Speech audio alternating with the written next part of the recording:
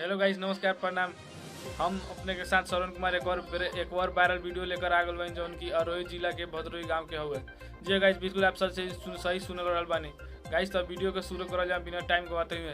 तो अगर अरोही के भदोही जिला में माता रानी के पंडाल में आग रहल बा तो बहुत सारे लोग के कमेंट लागल बा कि आग कैसे लागल, के लगैल, कहाँ से लागल, के बहुत सारे लोग के कमेंट आ रहल बा।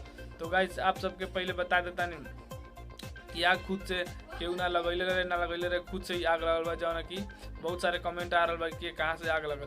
तो आज के वायरल वीडियो में ये बता रहे बानी कि माता रानी के जौन की रुई के पंडाल बनल रहे, बहुत सारी बड़का पंडाल बनल रहे, जिसमें कि पंडाल बने में लाइट के लिए लगाल रहे भेपर, जौन कि भेपर के गर्मी से माता रानी के पंडाल में आग उत्पन्न के कारण बहुत सारे रुई में जल्दी फपा के आग पकड़ लेलक और आग पकड़ने के कारण चारों ओर आग लागल और चारों ओर लगा।